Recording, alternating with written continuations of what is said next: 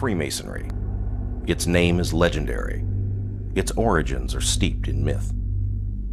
Historically, Masonry is descended from the craft guilds of the medieval stonemasons.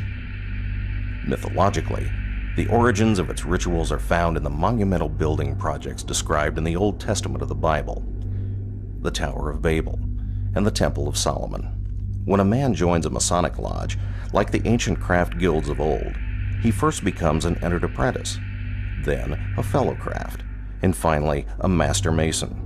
But at the end of the third degree, the new master mason is told that the master's word has been lost. There is a place and time for the master mason to discover that lost word. For the Freemason who is in search of deeper knowledge and enlightenment, there is more, much more, and his journey has only begun. It is generally believed that the city of York in the north of England is the origin of what became modern Freemasonry. The first guilds of stonemasons were organized here, possibly as early as 600 AD. King Athelstan, Alfred the Great's grandson and the acknowledged first king of all England, chartered the first Grand Lodge of Masons at York over 1,000 years ago, in 926 AD. From that day to this, York has been revered as a place of origin of the Freemasonry we practice today. The York Rite is actually a comprehensive term used for 3 cooperative groups that confer a total of 10 degrees in the United States. There are 4 Royal Arch degrees, 3 Cryptic Mason degrees, and 3 Christian chivalric orders, culminating in the Knights Templar order. The degrees and orders making up the York Rite are considered concordant to the first 3 Masonic degrees, meaning they confer additional ceremonies that enlarge and expand on the first 3 lodge degrees. They're not considered higher in rank or importance than the Master Mason degree, and not every Mason goes on to take these degrees. Think of them more as continuing your Masonic education. They are additional steps on the path to Masonic light.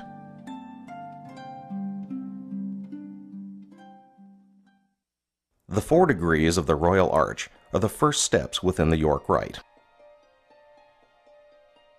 Since the dawn of civilization, it has been man's desire to make his mark upon the world, to leave something lasting and permanent, for a part of him to survive long after he is gone.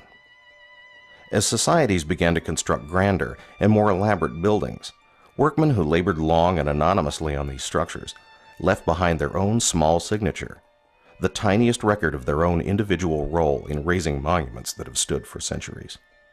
When the great cathedrals and castles of the Middle Ages were constructed in Europe, the stonemasons who labored upon them left the same kind of record of their own workmanship behind.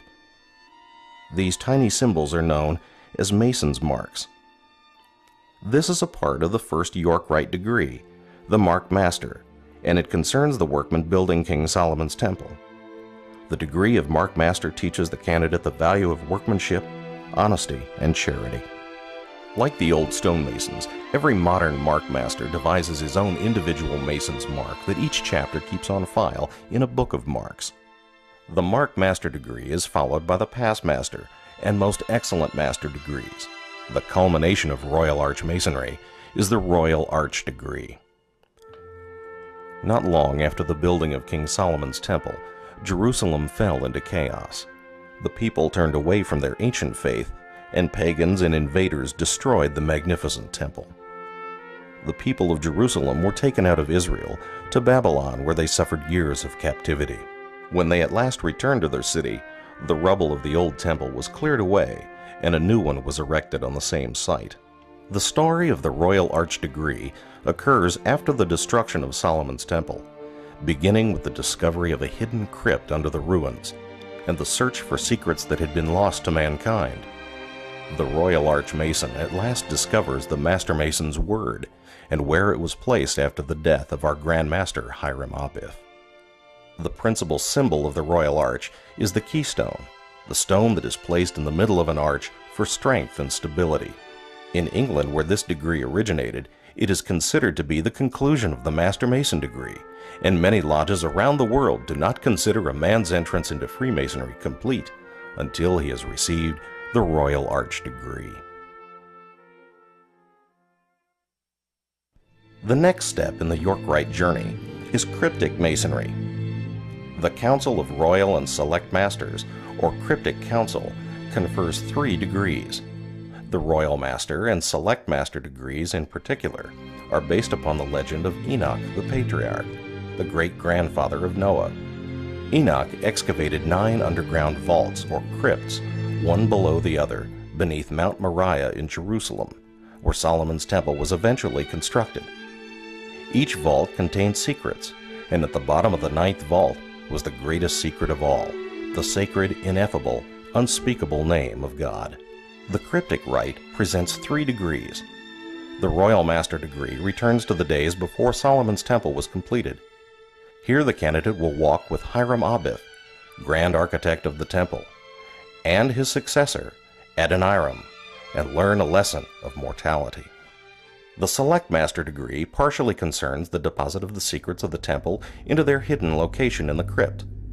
As a Select Master, you will learn how and why the Master's word was lost, how the lost word was preserved, and how it was discovered, by whom, and for what purpose. The Super Excellent Master degree concerns the period long after the destruction of Solomon's temple and the exodus of the Hebrews.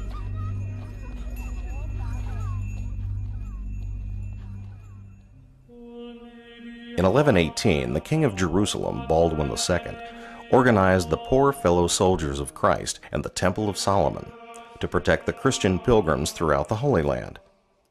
These Knights Templar, as they were more commonly known, were the first warrior monks who took vows of poverty, chastity, and obedience, and yet were renowned for their fierce courage in battle.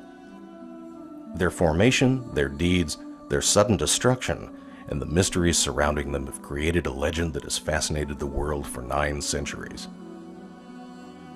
The Templars took the obligations of chivalry farther than any man had before them, pledging themselves both to chivalric virtue and to the monastic vows that governed their faith.